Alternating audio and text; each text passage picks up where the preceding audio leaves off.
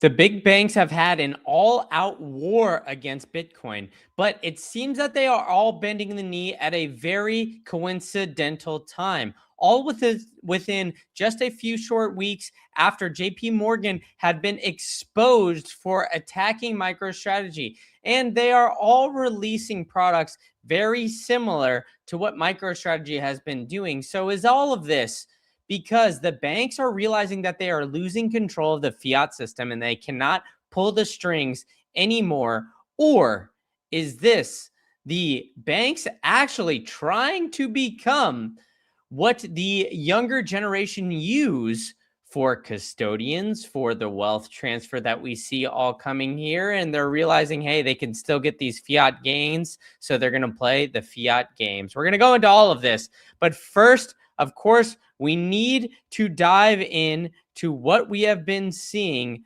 from JP Morgan and the other banks about launching these Bitcoin products. Of course, if you guys have been with me, you know that I've been covering JP Morgan and their coordinated attack. But something interesting happened here today where the sixth largest bank is now letting high net worth clients buy Bitcoin. Now let's listen in here.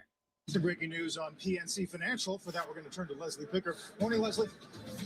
Good morning. PNC announcing that it has entered a strategic partnership with Coinbase. The arrangement will expand access to digital assets for PNC's banking clients and institutional investors, and PNC will provide banking services to Coinbase. Shares of Coinbase down about 3.7%, PNC up slightly. According to the release, the two companies will develop an initial offering that will allow clients to buy, hold, and sell cryptocurrency.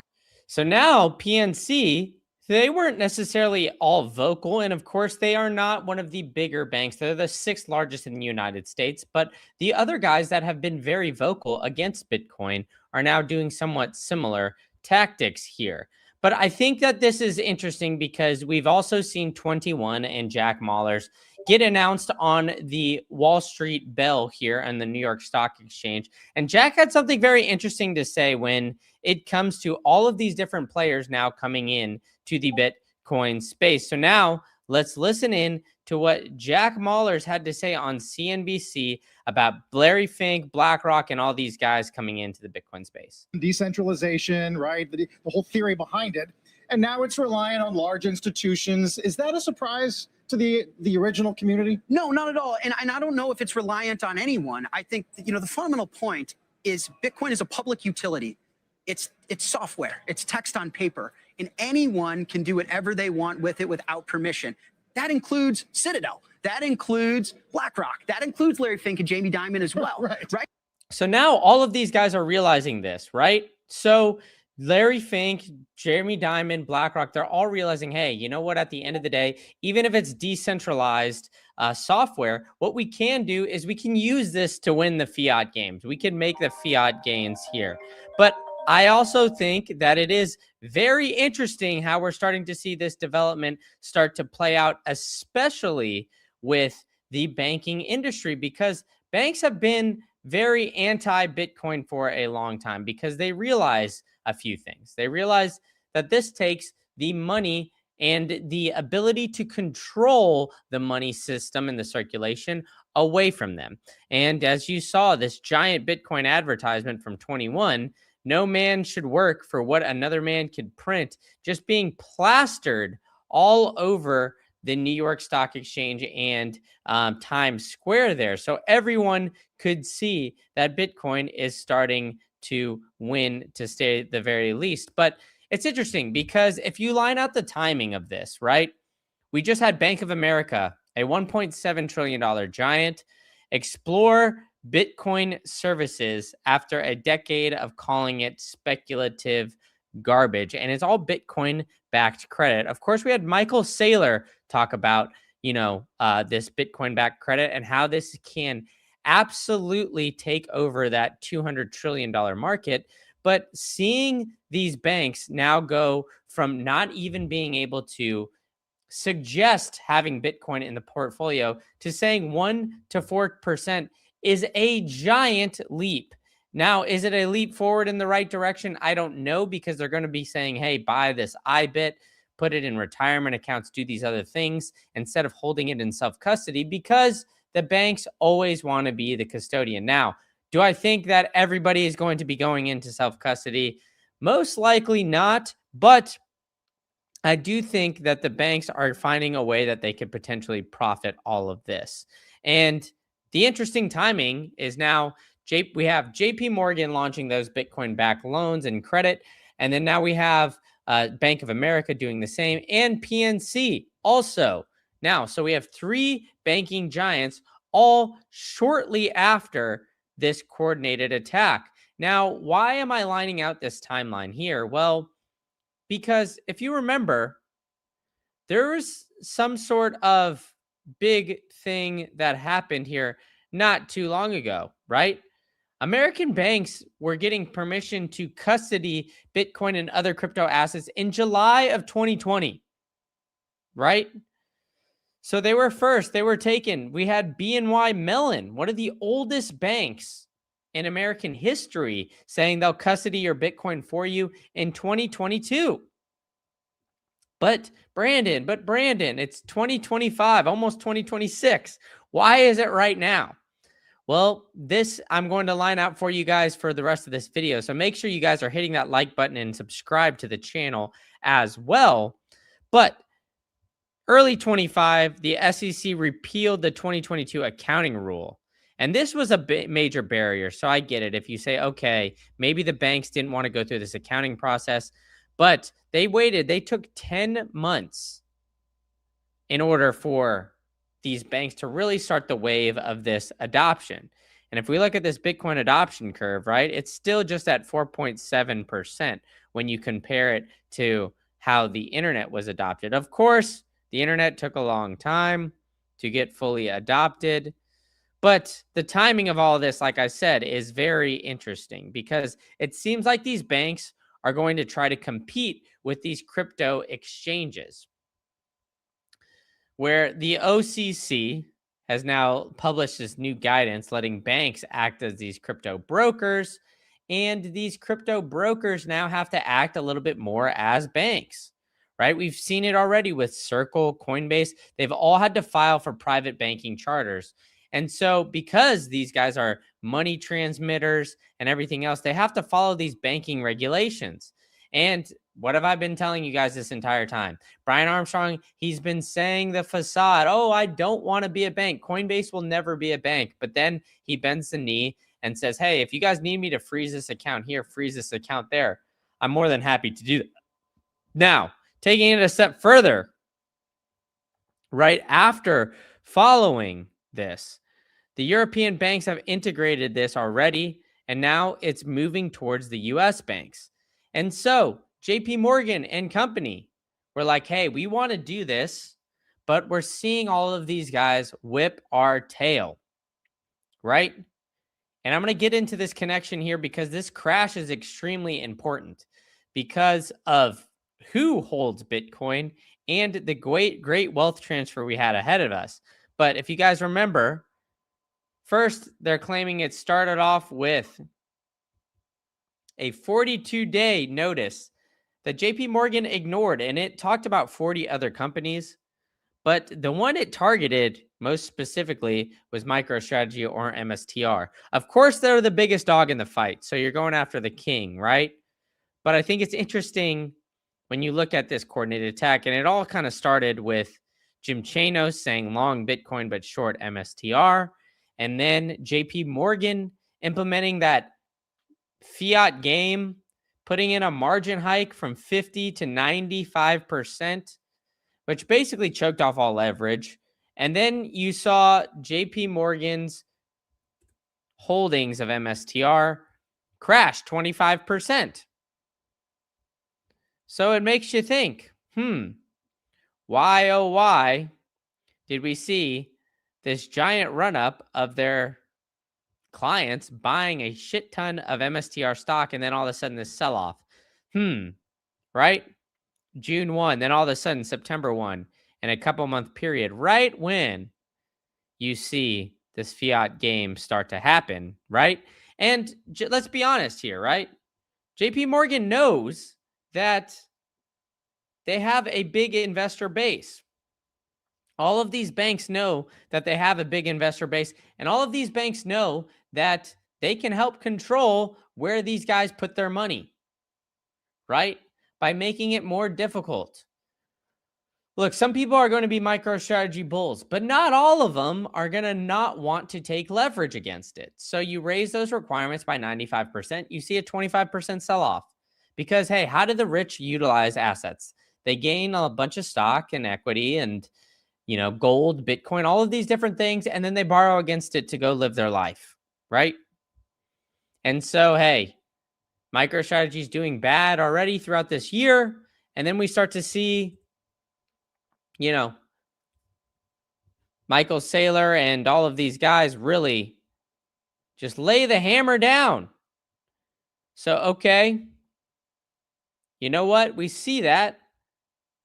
Now, taking it a step further and watching how this all developed, this accumulated around October 10th when MSCI was announced that it was going to consult right before President Trump dropped this tariff announcement, right? It got buried. I believe October 10th was on the weekend too. And of course, 4:50 p.m. EDT, 10 minutes before people were getting off of work. So it just got buried, right?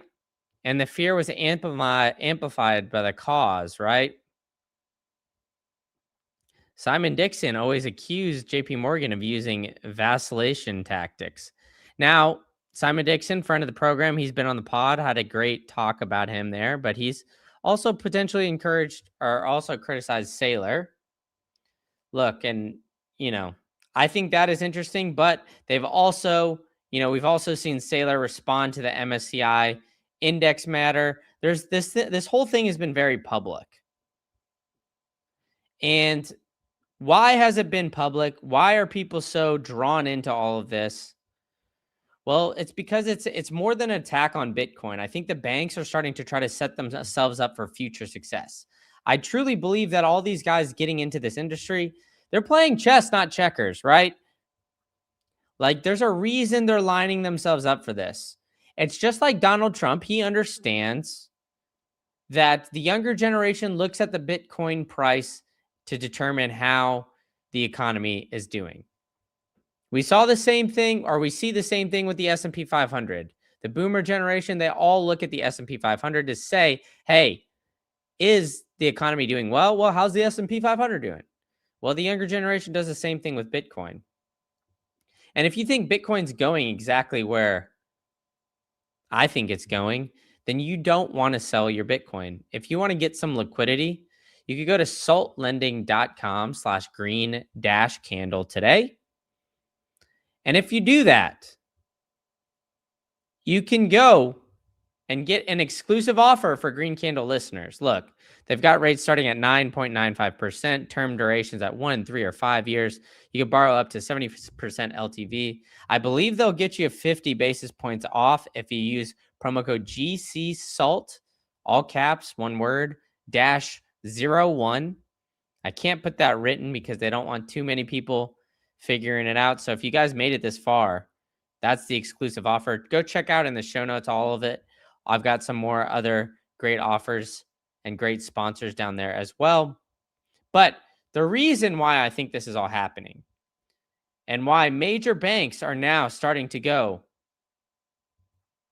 towards Bitcoin now is because I think they all see the writing on the wall here, folks.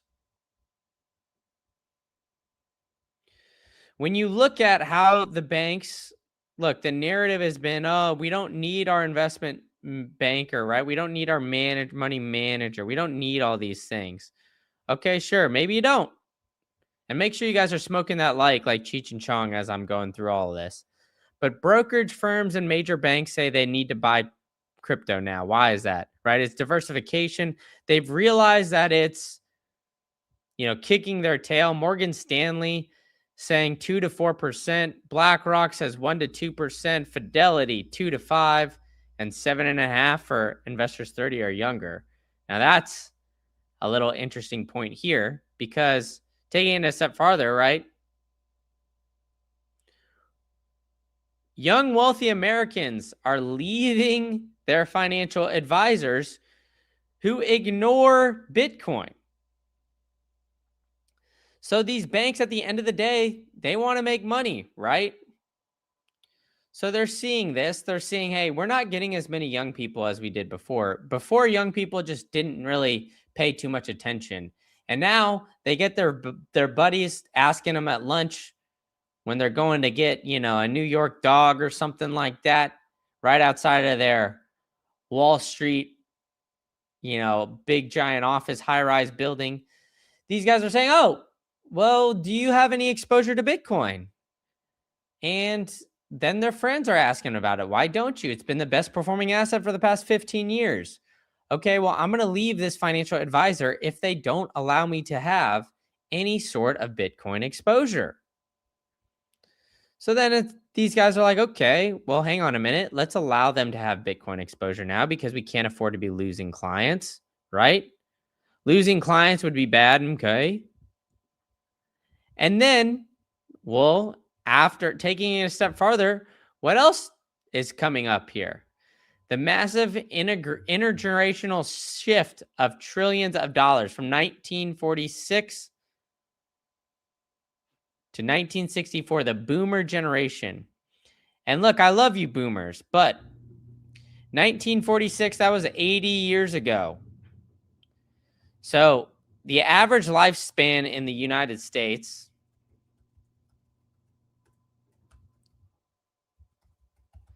is less than 80 years, folks. It's 78.4 years. Average female lifespan is 81.1. So this is like right on the cusp here of the average lifespan. It's above the male's average lifespan, at least for the oldest boomers right now. And then, we're starting to see this wealth transfer happen. So the boomers are starting to estimate to shift that $84 trillion worth of wealth down into the millennial, the Gen Z, the younger gens. Now, when this happens, where are those assets going to go? Now, I don't think it's all going to be all, but could we get a 1 to 10% allocation into Bitcoin space? That's an 80 billion or 800 billion to an $8 trillion wealth transfer into Bitcoin right away. Bitcoin's a $2 to $2.5 trillion asset right now as it stands. So as we see this wealth transfer happen, these young wealthy Americans need their financial advisors to at least have an opinion of Bitcoin. Because a lot of people, they still are conflating these Bitcoin companies and treasury companies, all of these different things being built onto Bitcoin. They're still conflating it with Bitcoin. It's like what FTX was doing. They were manipulating a lot of these markets and everybody was saying, oh, FTX, Bitcoin, it's all the same thing. Not so fast, my friend. Jack Mallers is saying, hey, these shares of 21, they don't compete with Bitcoin. They serve a different purpose. Bitcoin is money. Equity is a claim on future output of business. But they're not the same, right? And these Bitcoin treasury companies are making a ton of noise. Of course, we know Michael Saylor and Strategy, but they just surpassed Amazon in trading volume. I mean, come on, guys. Isn't that insane? We're seeing these treasury companies surpass one of the biggest corporations in the world.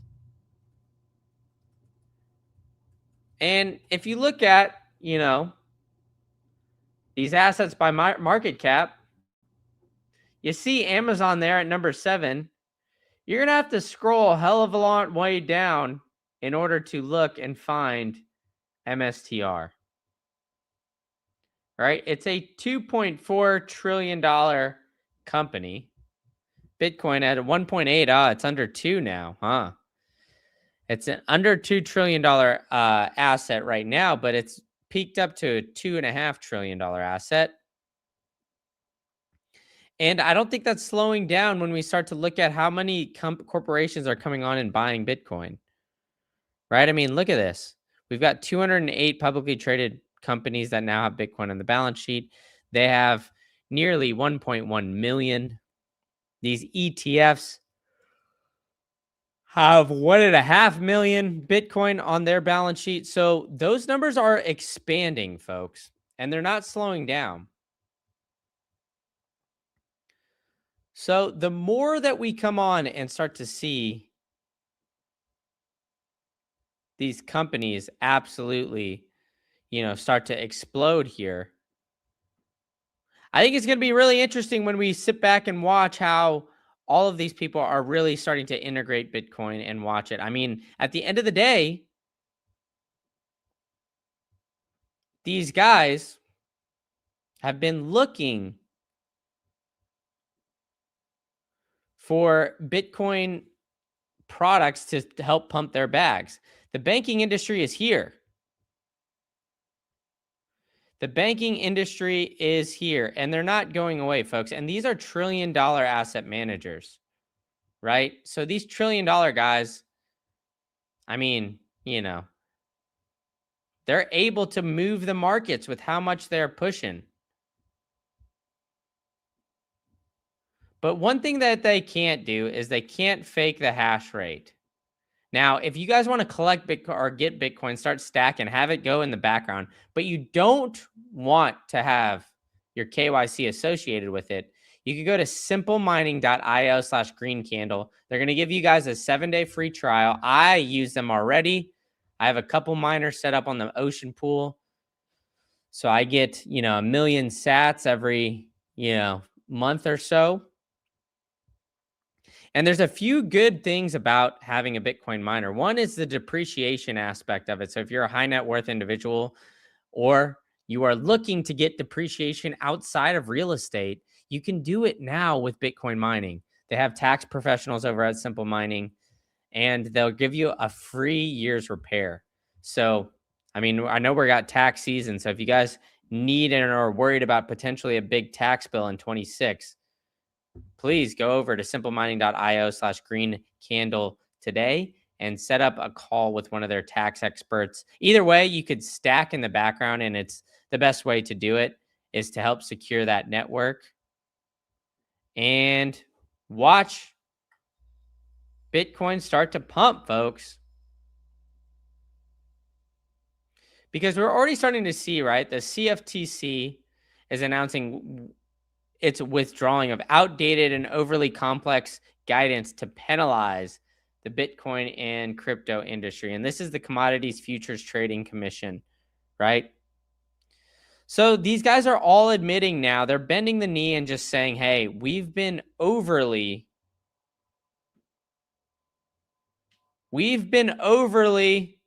let's call it, attacking on the Bitcoin and crypto industry. So we're using this now in order to backtrack. We're trying to help. Like, we're here for you guys. Like, all of these different things, right? They're just telling us what we want to hear so we continue to bank with these guys. But in reality, I think at the end of the day, Bitcoin is going to win, folks. So make sure you guys are hitting that like button, smoking it like Cheech and Chong. We got Dub and All Nighter Hider in the chat. Make sure you guys turn on those bell notifications so you can know when I'm going live. Join the chat. Let me know in the comments what you guys are thinking, and I'll catch you guys all at the next one.